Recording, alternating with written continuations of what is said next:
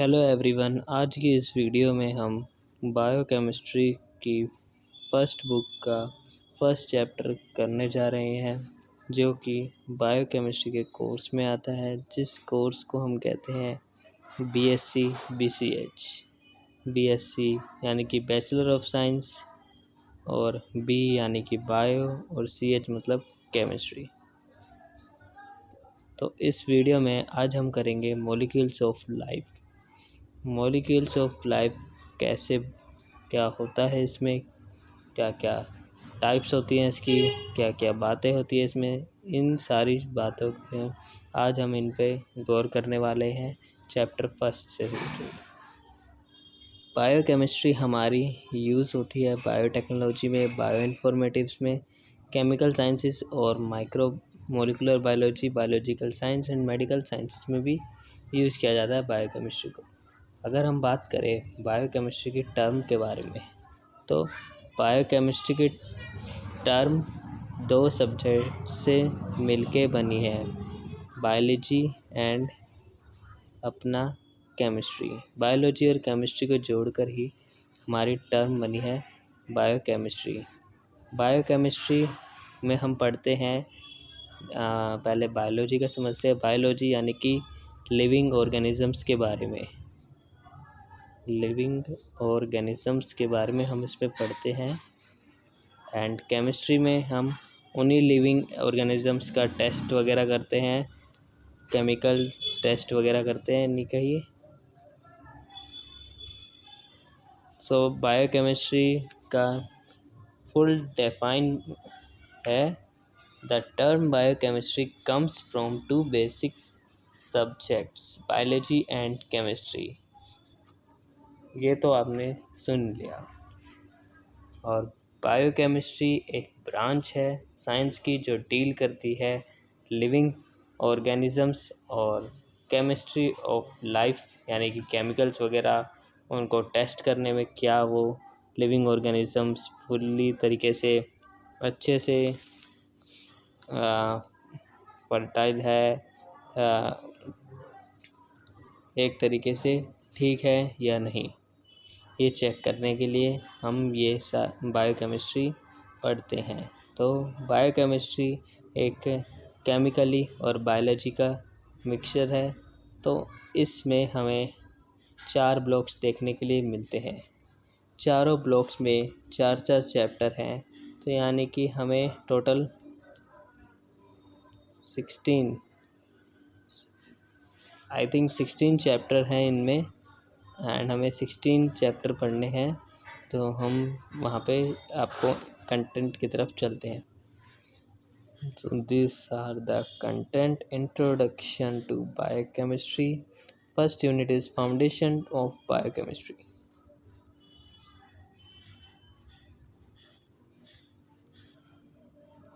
Wait for a minute. तो हम first page पे आ चुके हैं बायोकेमिस्ट्री के। आपको ऐसे पढ़ने में थोड़ा ऑकवर्ड लग रहा होगा, बट हम क्या कहते हैं कि बुक रीडिंग के बाद जैसे ये चैप्टर का रीड होता है, लास्ट में इसके कंसाइज नोट्स भी आपको कराएंगे। सो वीडियो थोड़ा पॉज हुआ बीच में, आई थिंक आपको कुछ पता ना लगा हो, माइक्रो सेकेंड्स की बात थी। बायोकेमिस्ट्री का जो डेफिनेशन था वो आप ये वाला लिख सकते हैं अपने एग्ज़ाम्स वगैरह में। बायोकेमिस्ट्री एक ब्रांच है साइंस की, जैसे कि मैंने आपको बताया, जिसमें हम डील करते हैं केमिस्ट्री के केमिकल से और लिविंग सिस्टम्स यानी कि लिविंग ऑर्गेनिजम्स से डील करते हैं। तो फर्स्ट पेज पे ज़्यादातर यही है। यहाँ पे लिखा है much of the life can be understood in rational terms if expressed language of chemistry.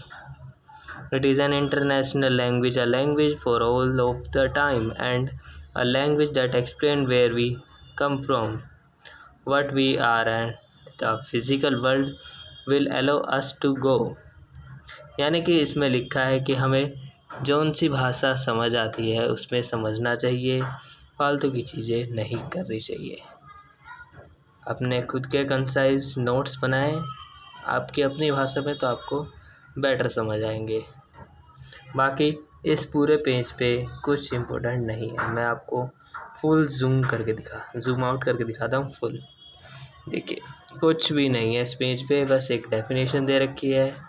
बाकी एक ऑर्थर कोमबर्ग साहब है हमारे, वो थोड़ा सा स्पीच दे के चले गए हैं और कुछ भी नहीं है इधर पे। नेक्स्ट पेज पे आते हैं तो हमें पता लगता है कि ओरिजिन ऑफ बायोकेमिस्ट्री कैसे हुआ था। तो इसको बड़े अच्छे अंदाज में समझेंगे। इस बुक के पेज को हम थोड़ा साइड में रखते हैं। एक सेकंड रुकिए, मैं वाइट पेज निकाल रहा हूँ। तो लीजिए हमारा वाइट स्क्रीन अवेलेबल है।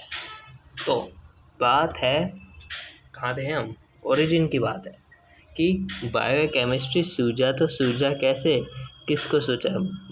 बायो को हम बी से डिनोट करेंगे और केमिस्ट्री को सी से। छोड़ो ऐसे डिफ़िकल्ट होगा, बायोकेम लिखते हैं, ठीक है? बायोकेम, ठीक है।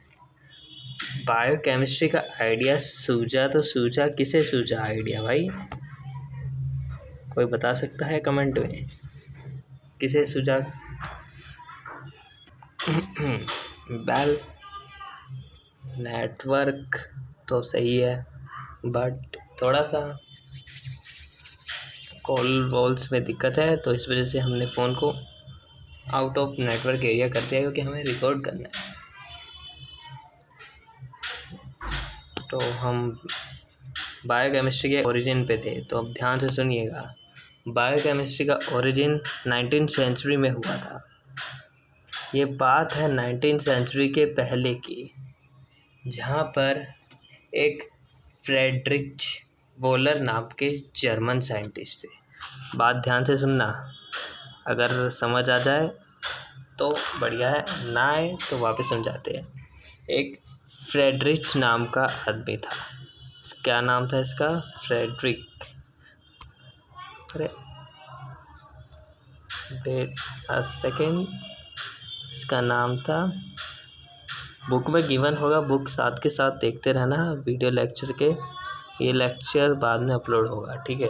जब आप लोग देख रहे होगे डायरेक्ट, ये लाइव नहीं है। कभी लोग लाइव समझ के डाउट पूछने लग जाए, डाउट कमेंट सेक्शन में करना, उसका सॉल्यूशन भी आएगा। फ्रेडरिक वोलर नाम का ये आदमी था, ठीक है? ये स्पेलिंग है इसकी, मैं इसको हटा रहा हूँ। फ्रेडरिक वोलर ये आदमी है, ठीक है? बात ऐसी है, फ्रेडरिक वोलर था जर्मन से, और जर्मन के साइंटिस्ट होते बड़े अच्छे हैं, बहुत बुक्स में इनका जिक्र रहता है। इन्होंने वर्क डन को कुछ छेड़छाड़ करने की कोशिश करी थी फ्रेडरिक ने। इन्होंने सोचा कि वर्क डन, जो हमारा वर्क डन है, उसकी जो पाथ है उसको हम ब्रेक कर देते हैं। इन्होंने कहा, the path breaking work done by Friedrich Wohler, a German scientist, laid a stone with further directed to the development of a new branch of science that is recognized as biochemistry। इन्होंने work done को कुछ ऐसे synthesis करा, मतलब work done करा, इन्होंने कुछ काम करा, सिंथेसिस करा वर्क डन का, इन्होंने कुछ काम ऐसा करा जिससे ये बायोकेमिस्ट्री में छा गए। वो क्या काम करा वो दिखाते हैं आपको। इन्होंने वर्क डन करा, क्या वर्क डन करा? इन्होंने लिया, एक सेकेंड, अभी हम थोड़ा डायग्राम में कच्चे हैं। इन्होंने लिया यूरिया लिया लैब में, ठीक है? लेबोरेटरी में लिया है सेफ्टी गैजेट्स के साथ, ठीक है? विदाउट लिविंग मटेरियल, इन्होंने लिविंग मटेरियल नहीं लिया, तो ये हो गया नॉन लिविंग, ठीक है? इन्होंने यूरिया लिया, ठीक है? यूरिया को इन्होंने सिंथेसिस करा,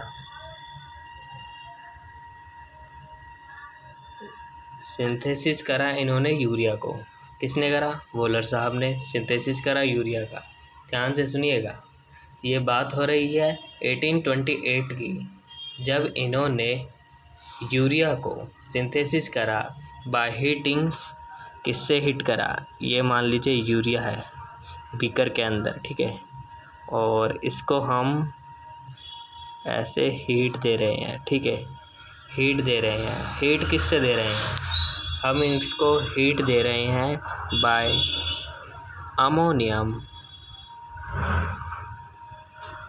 अमोनियम साइनेट से इसको हमने हीट करा, ठीक है। ये हीट करा, ये सिंथेसिस हुआ, इसका प्रोडक्शन हुआ। इसमें से जो भी इनऑर्गेनिक सब्सटेंस थे और इनऑर्गेनिक सब्सटेंस थे जो भी यूरिया के अंदर, ओ थोड़ा फायर के ऊपर हो गया, जो भी इनऑर्गेनिक सब्सटेंस थे यूरिया के अंदर वो हमारे ऑर्गेनिक सब्सटेंस में कन्वर्ट हो गए, या समझ लीजिए इनऑर्गेनिक सब्सटेंस ने ऑर्गेनिक सब्सटेंस को प्रोड्यूस करा। अब यही बात हम आपको अच्छे से लिख के दिखाते हैं। One more time I revise. Waller साहब ने वर्क डन करा, इन्होंने यूरिया को सिंथेस करा, ठीक है। इन्होंने सोचा यूरिया बहुत गंदा है, उसको साफ़ करते हैं, अच्छा करते हैं ताकि सब बढ़िया रहे। यूरिया को सिंथेस करा, इसको यूरिया को थोड़ा हीट वगैरह दिया, बोला तुमको हीट की ज़रूरत है, तुमको बहुत ठंड लग रही है, हीट दिया अमोनियम साइनाइड से, ठीक है, आगे का अमोनियम है, ठीक है, अमोनियम साइनाइड से हीट दिया इसको। हीट देने के बाद जो भी इसमें इनऑर्गेनिक सब्सटेंस थे वो धीरे धीरे ऑर्गेनिक में चेंज होने लगे। अब ऑर्गेनिक में चेंज होने लगे तो ये कन्वर्जन हो गया। तो इन्होंने फाइंड करा कैसे हम इनऑर्गेनिक सब्सटेंस को ऑर्गेनिक में चेंज कर सकते हैं। अब यही बात आपको मैं रिएक्शन दिखाता हूँ जो बुक में गिवन होगा। 1 मिनट रुकिए, ये मैं आपको इधर पे समझा रहा था। हाँ, ये शायद बुक से अब हो गया, ठीक है। यहाँ पे इधर आगे देख लेते हैं। और फ्रेडरिक वॉलर साहब ये रहे। बहुत लोग सोच रहे होंगे इनका फ़ोटो नहीं बनाए, फ़ोटो बनाए हैं, बुक में बनाए हैं, बढ़िया तरीके से बनाए हैं। देखो दाढ़ी वाड़ी साइड में उगते थे इनके, ठीक है। यहाँ पे लिखा है ये जर्मन साइंटिस्ट है, ईयर भी लिखा है, सब कुछ ध्यान से देखोगे तो मिलेगा। एंड ये देखो और साइंटिस्ट का बाद में काम है, इनका अभी कोई कुछ नहीं हो, मतलब इनका अभी बाद में देखेंगे। ये रिएक्शन है, अमोनियम साइनाइड है, इसको हीट करा, ठीक है, यूरिया निकला। ये इनऑर्गेनिक है, ये ऑर्गेनिक है। तो आप समझ गए होंगे कि प्रोडक्शन हुआ ऑर्गेनिक का, इन्होंने यूरिया का सिंथेसिस करा अमोनियम साइनाइड के साथ हीट करके, तो ये इनऑर्गेनिक था पहले, तो ये ऑर्गेनिक बन गया। तो रिएक्शन आपको याद करना होगा, रिएक्शन याद करना ज़रूरी है। इसके बाद आते हैं हमारे बेहतरीन साइंटिस्ट, जिनका नाम आपकी स्क्रीन पे शो हो रहा है, जिनका नाम आपको दिख रहा है लुईस पैस्चर। लुईस पैस्चर ने क्या करा था, बात आती है अब यहाँ। फ्रेडरिक वॉलर की बात समझ आ गई कि इन्होंने इनऑर्गेनिक से ऑर्गेनिक में कन्वर्जन करा, ठीक है। किसी का कोई डाउट नहीं होना चाहिए, अगर हुआ तो क्लियर होना चाहिए, नहीं तो कोई फ़ायदा नहीं। लुईस पैस्चर ने एक्सप्लेन करा, इन्होंने कन्वर्जन करा sugar to alcohol, sugar to alcohol का इन्होंने कन्वर्जन करा। Significant of yeast cell in converting sugar to alcohol, इस सेल का कन्वर्सन करा। इन्होंने ये भी एक्सप्लेन करा कि जो हमारे ईस्ट सेल होते हैं वो एनकरेज करते हैं फ्रेगमेंटेशन अल्कोहल प्रोडक्शन प्रोसेस में। फ्रेगमेंटेशन में बैक्टीरिया प्रेजेंट रहता है अंदर, ठीक है। फ्रेगमेंटेशन होता है तो उसमें बैक्टीरिया अंदर रहता है, और अंदर रहता है तो वो रिस्पॉन्सिबल होता है प्रोडक्शन ऑफ सिट्रिक एसिड, सोर टेस्ट होता है जिसका, वो सब यहाँ पे आपको लाइंस में गिवन होगा।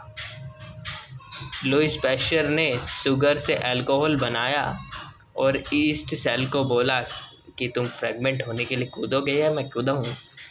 तो ईस्ट सेल ने फ्रेगमेंटेशन करा, इसके अंदर बैक्टीरिया प्रेजेंट होते हैं इस सेल के अंदर, और बैक्टीरिया ही रिस्पॉन्सिबल है मिक्सिंग करने के लिए, सिट्रिक एसिड का प्रोडक्शन सोर टेस्ट के लिए।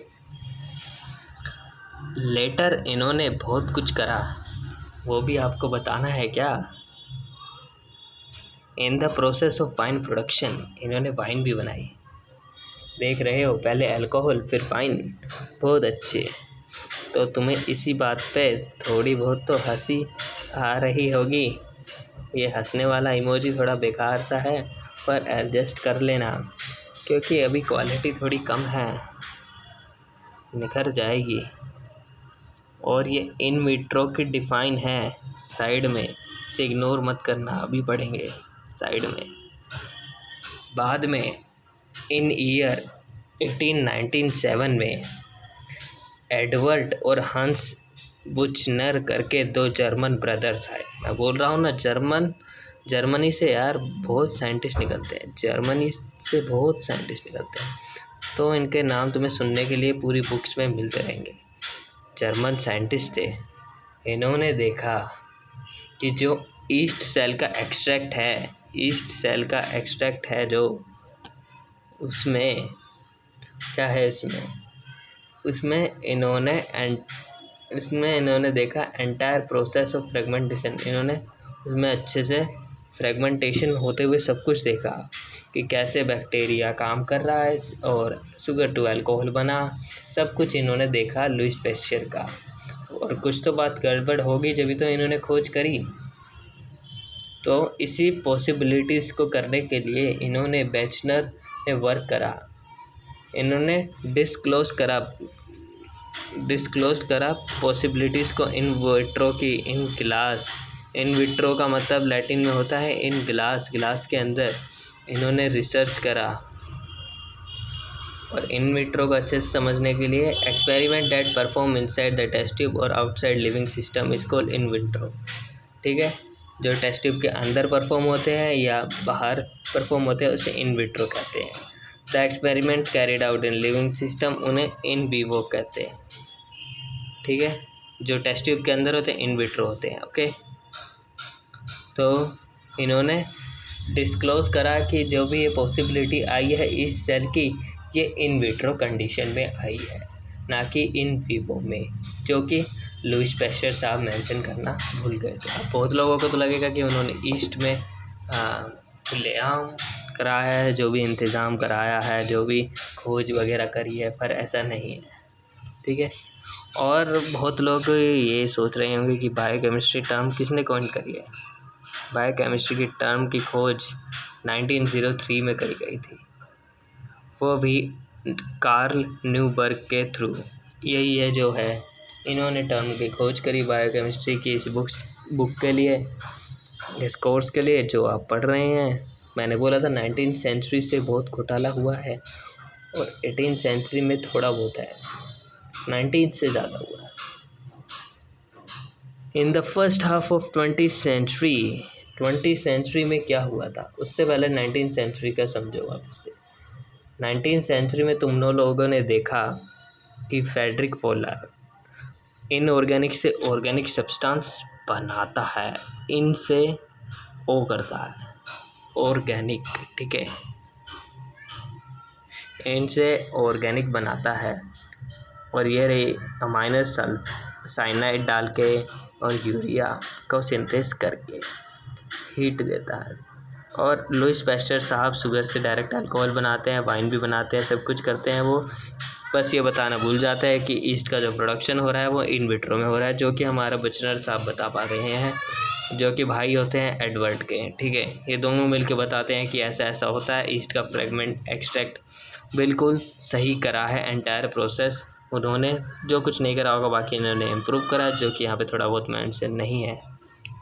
इन the half of 20th century हो चुका है।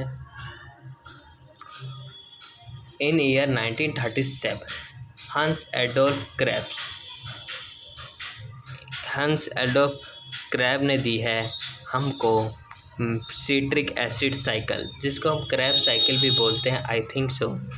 सिट्रिक एसिड साइकिल इन्होंने डिस्क्राइब करी है आगे वाले चैप्टर्स में। ठीक है, इनको नोबेल प्राइज़ मिला है, पर पता नहीं इनका नाम यहाँ पे क्यों लिखा है, आई डोंट नो, क्योंकि इस चैप्टर से इनका कोई लेना देना नहीं है। सिमिलरली द रिएक्शन, एक और रिएक्शन हुई है ग्लाइकोलाइसिस की, शुगर का स्प्लिटिंग ऑफ शुगर, तोड़ देना शुगर को। मान लो शुगर है, ये शुगर है, ये शुगर है, इसको बीच से तोड़ देना, अच्छे से इसकी हजामत कर देना, तोड़ देना इसको, और ये ऐसे चंद उसमें हो जाएगी। ठीक है, स्प्लिटिंग ऑफ शुगर इन्होंने करा। रिएक्शन ऑफ ग्लाइकोलाइसिस को ही स्प्लिटिंग ऑफ शुगर कहते हैं, जो कि गुत्सव एम्बिडन एंड ऑटो मेयर ऑफ ने एक्सप्लेन करा इन ईयर 1940। ईयर यहाँ पे मेंशन नहीं है क्या, सॉरी नीचे है यहाँ पे।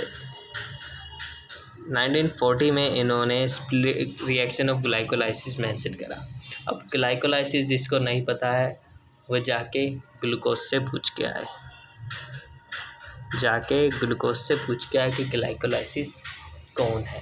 ठीक है, ग्लूकोज के बारे में सब पढ़ के आएंगे कि ग्लूकोज का स्ट्रक्चर क्या है। Up to mid 20th century में क्या हुआ था, 20 किसी को 28 सुनाई दिया हुआ तो इसके लिए हम माफ़ी चाहेंगे। It was believe that protein are hereditary factor, protein एक हेरिडेटरी फैक्टर है। ठीक है, हुआ क्या था, प्रोटीन का क्या सिलसिला हुआ था,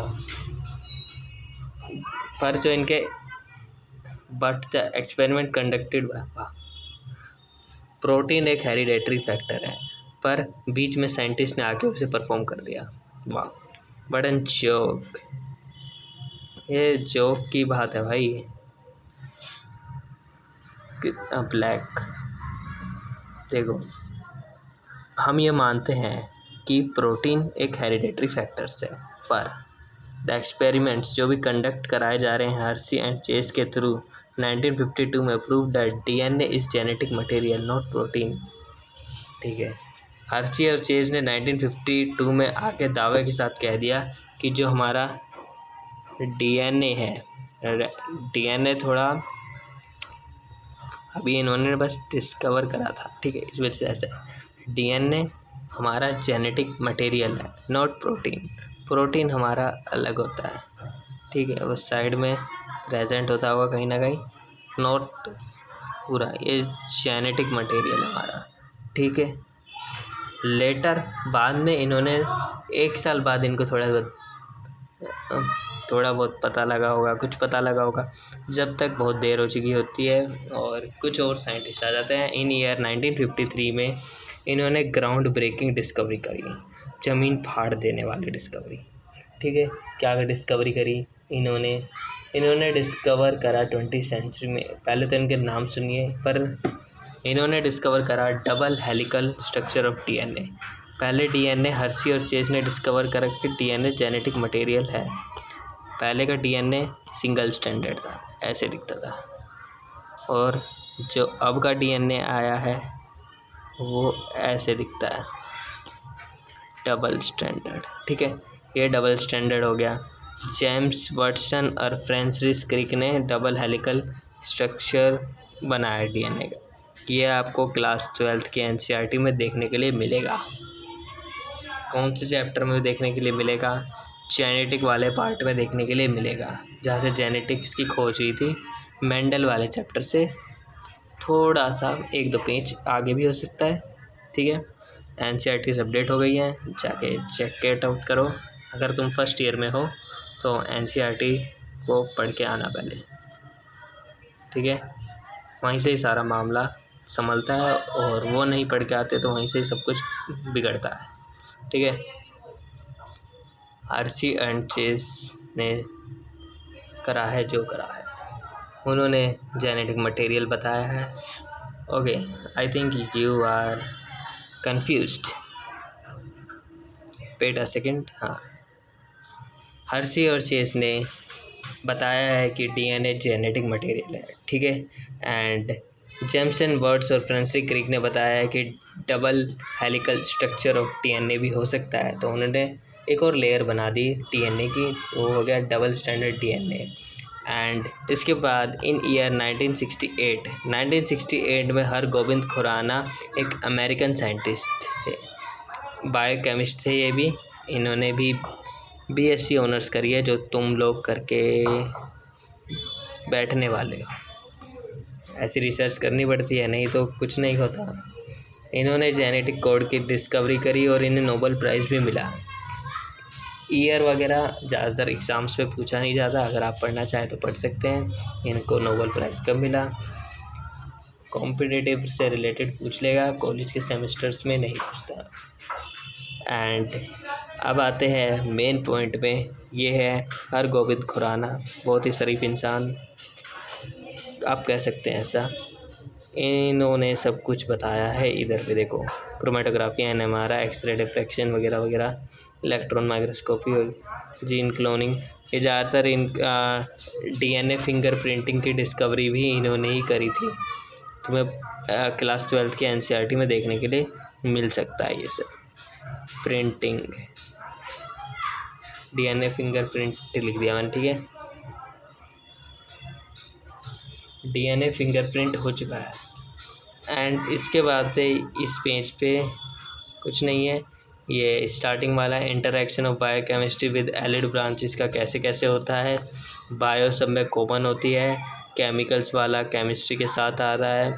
इंफॉर्मेटिव्स में थोड़ा कंप्यूटर टेक वगैरह आ जाता है, कि हम कंप्यूटर पे कैसे स्पेक्ट्रोमीटर से देख के कैसे क्या कर सकते हैं मॉनिटर के थ्रू। बायोटेक्नोलॉजी में थोड़ा टेक्निकल आ जाता है, कि हम जीन को कैसे मैनिपुलेट वगैरह करते हैं। मोलिकुलर बायोलॉजी में DNA वगैरह को अल्टर वगैरह का करना बताता है। बायोलॉजिकल साइंसेस में हम ऑर्गेनिजम्स के बारे में पढ़ते हैं। मेडिकल साइंसेस में हम जो भी बायोलॉजी में सीखे हैं उसको रियल लाइफ में इम्प्लीमेंट करते हैं, फर्स्ट एड वगैरह करते हैं, और ऑपरेशंस वगैरह जो कि MBBS टाइप डॉक्टर्स वगैरह फॉलो करते हैं। तो ये सब इसमें होता है। स्ट्रक्चरल बायोकेमिस्ट्री,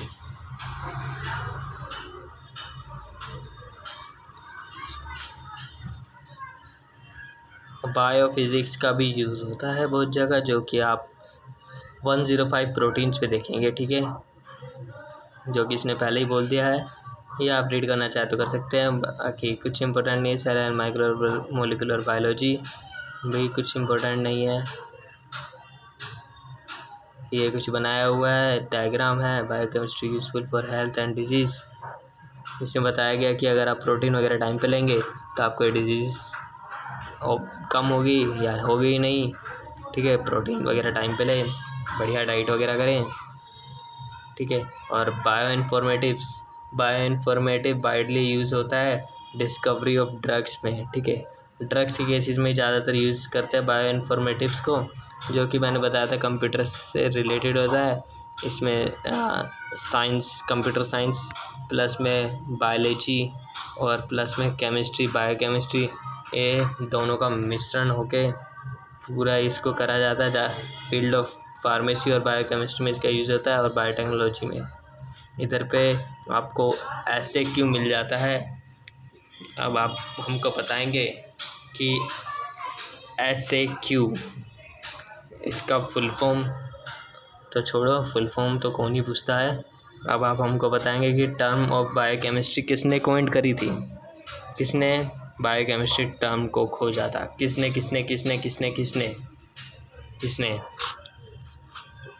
सो उसका नाम था, ये था उसका नाम, कार्ल न्यूबर्ग।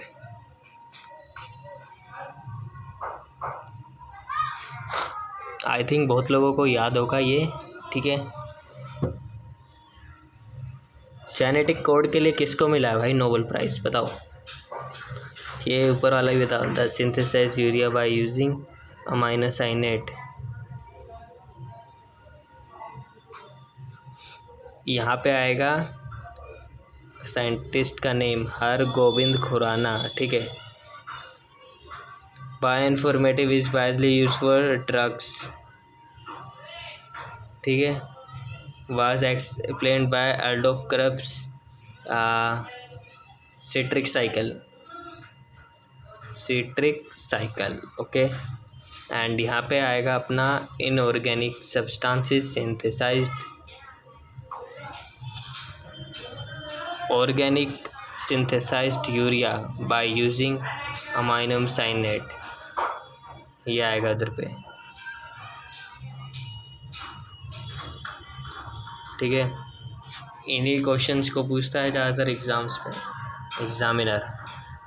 एंड ये थोड़ा बहुत परसेंट बहुत रेयर केसेस में पूछता है, वाटर का सबसे ज़्यादा होता है, एंड अपना मिनरल सबसे कम, कार्बोहाइड्रेट सबसे कम होता है। वर्टेब्रेट, इनवर्टेब्रेट्स, बोटनी या जू में पढ़ते हैं हम, ठीक है। अपना ये बाकी कार्बोहाइड्रेट्स वगैरह के बारे में लिखा है। ये मैक्रो सब्सटेंस दे रखे हैं, इनके फंक्शंस लिखे हैं। ये फंक्शंस आपसे एग्ज़ाम से पूछ सकता है, आप पढ़ के इनको जा सकते हैं। और ये माइक्रो है, मतलब इनके नेम्स ज़्यादातर आपको नेम्स पता होने चाहिए, फंक्शंस तो आप लिख भी देंगे अगर नेम पता होंगे तो। नॉन लिविंग टू लिविंग क्या होता है भाई? मुर्दे से जिंदा, लाइफलेस मटेरियल।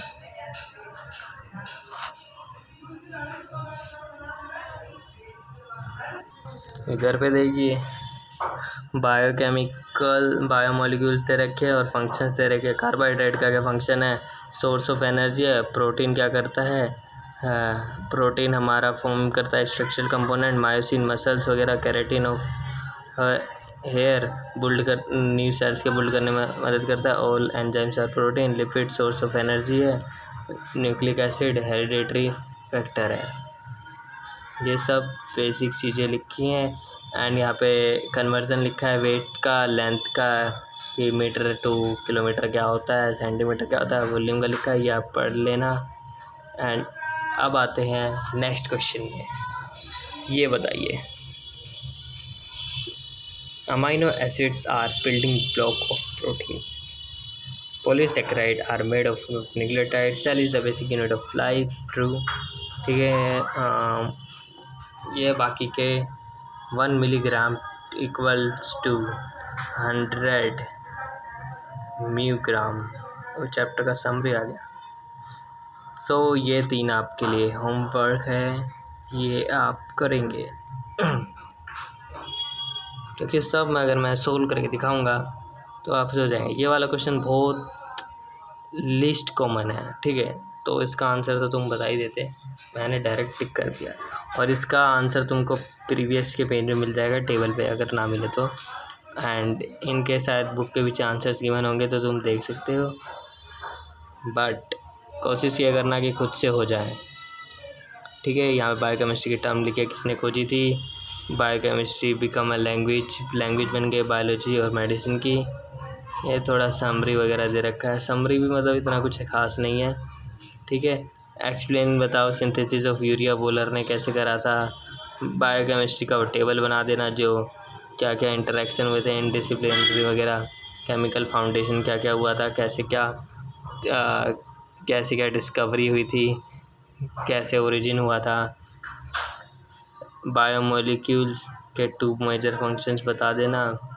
ये यहाँ पे आंसर्स लिखे भी हुए हैं इधर पे, ठीक है। एंड ये देखो, ये जो मैंने बताया था तुमको, यही टेबल मतलब यही आ गया वो सब। एंड इधर पे ये रेफ़र कर रहा है कि इस पेज पे जाके कर लेना। ये सब्जेक्ट से रिलेटेड दिखा रहा है कि किसका कंबाइन है। और ये थर्ड वाले में केमिकल्स वगैरह दिखा रहा है, माइक्रो वगैरह का।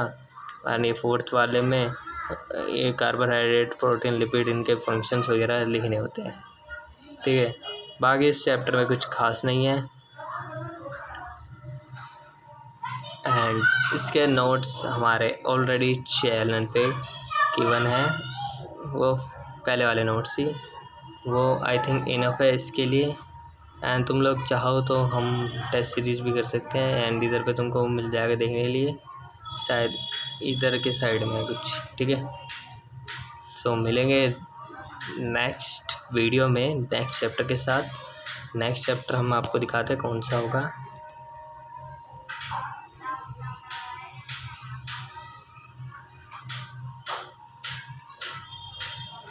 नेक्स्ट चैप्टर होगा हमारा वाटर। ठीक है, वाटर को ठीक से पढ़ के आना ताकि तुमको अच्छे से एक्सप्लेन हो वाटर में क्या क्या होता है, क्या क्या नहीं होता है। वाटर के बारे में सब कुछ इन्फो होनी चाहिए तुम सबको। ओके, मिलते हैं नेक्स्ट वीडियो में, तब तक के लिए बाय बाय, टेक केयर,